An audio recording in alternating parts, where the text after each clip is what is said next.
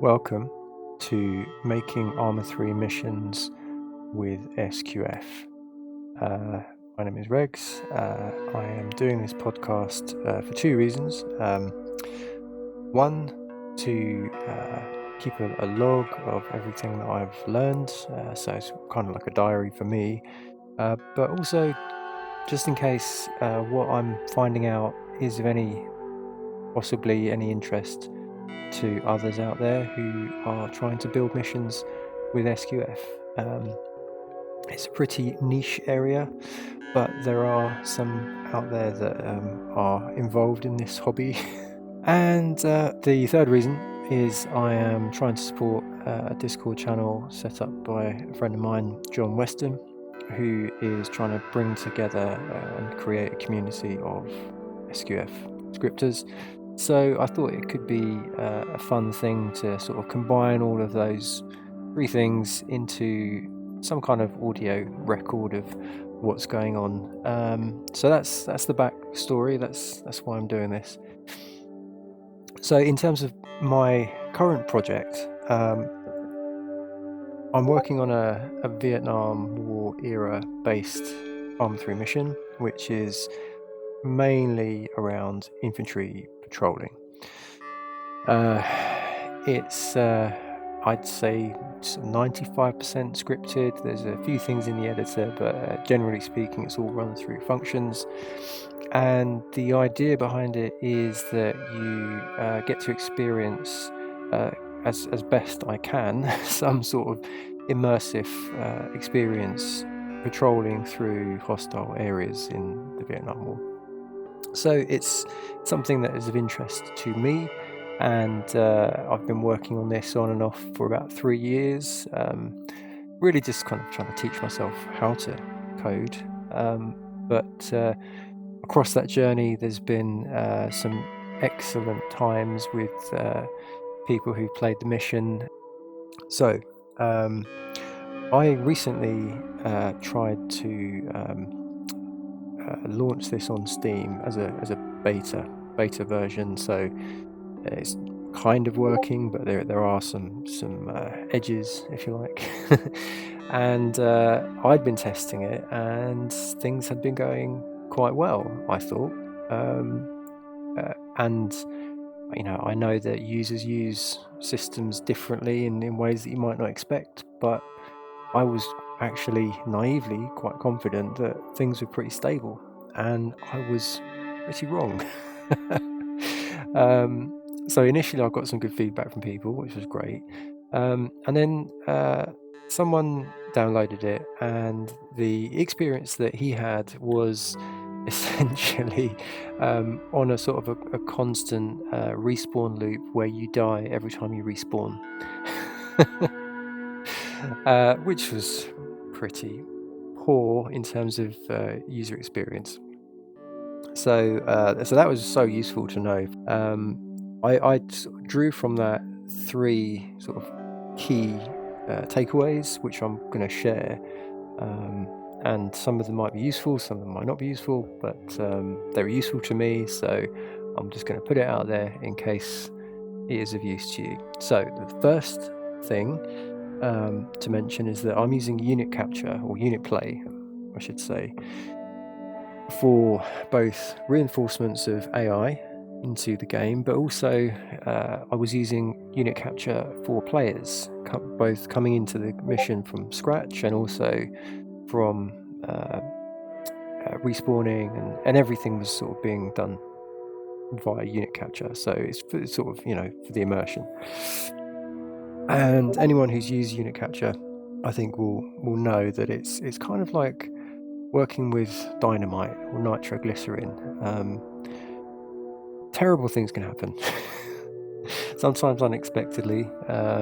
It's quite an unstable medium to work with. The first thing I wanted to do was just remove that. As much as I liked the system, it didn't really add much. After a couple of times, it was kind of more of a pain, sort of sitting on a chopper for a minute. So I thought, okay, I'll get rid of that. just remove it altogether, and I'll swap it out for the sort of the map-based respawn system.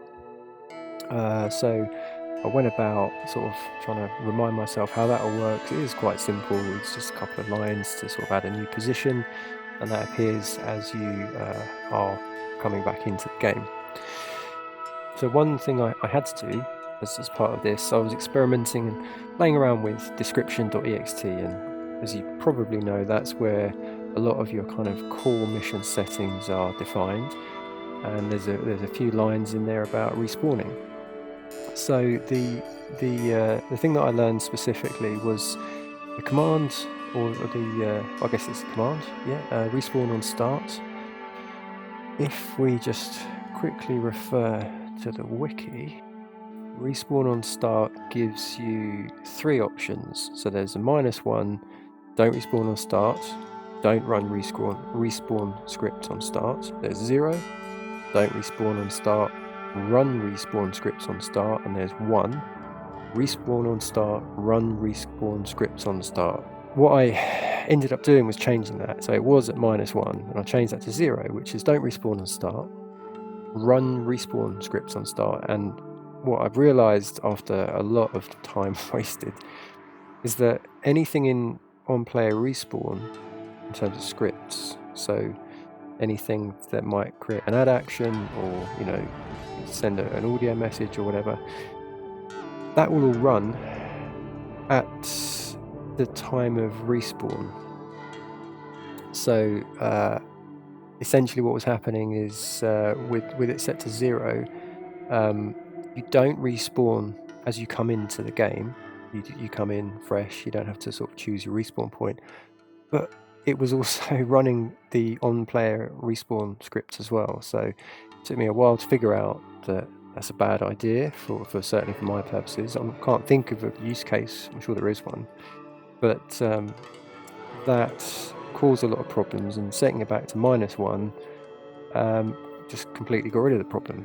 So one small piece of advice, just if you're messing about with description.ext, just make sure you check the wiki and fully understand what you're changing, because I lost a good hour and a half on that one.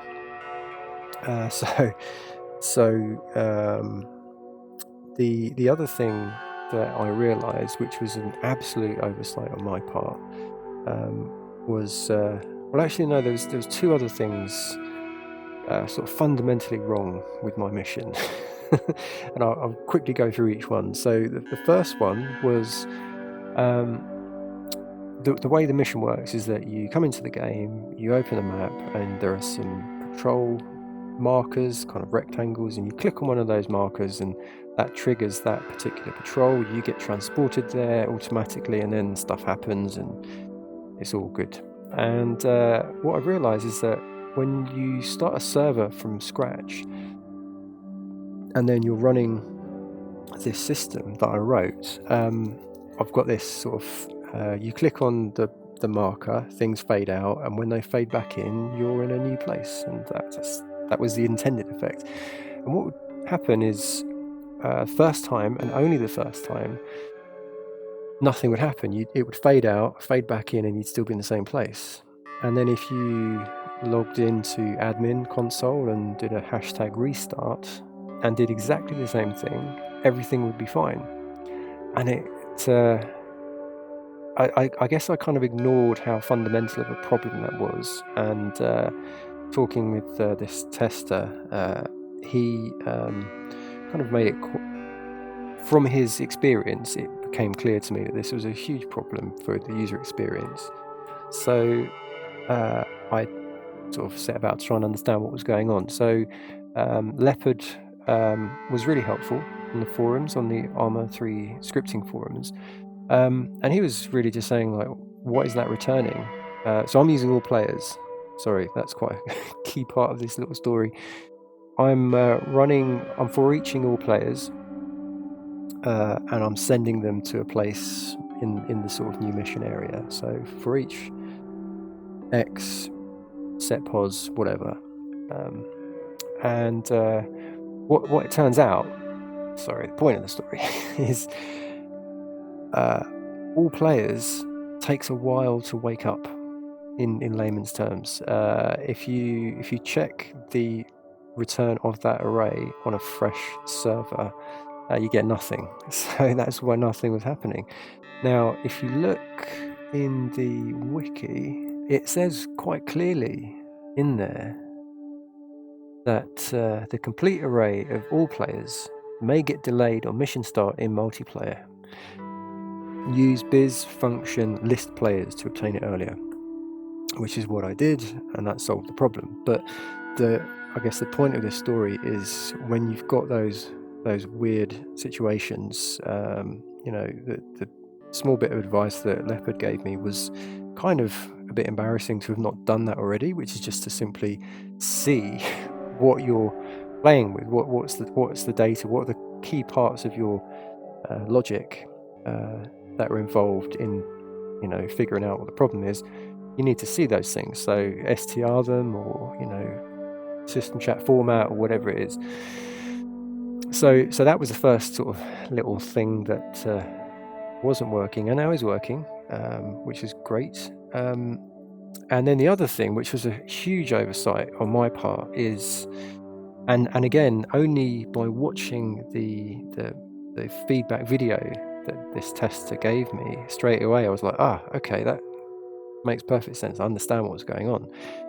The server was running, and for whatever reason they'd come back into the lobby, then from the lobby go back into the mission, and there was no way to get back into the patrol zone naturally. I mean, there was a way. I've got this sort of debug map thing that you can go near and click on a point and it will take you there, but that's not really what was meant. That wasn't the flow that I was looking for. So that was a huge oversight on my part. So now I've made it so that if you arrive as a join in progress player, that means that if you do arrive in the mission join in progress, it will check to see if there's a mission running. If there is, it will just directly send you to that place. So that was it. That was a bit of a wake-up call, because you test and test and test, but the lesson for me is that however you test things, you can guarantee there's other ways to pressure test what you're making. So I guess getting it out to as many people as possible is healthy, and will really sort of bring to the surface all of these problems that for whatever reason you've missed.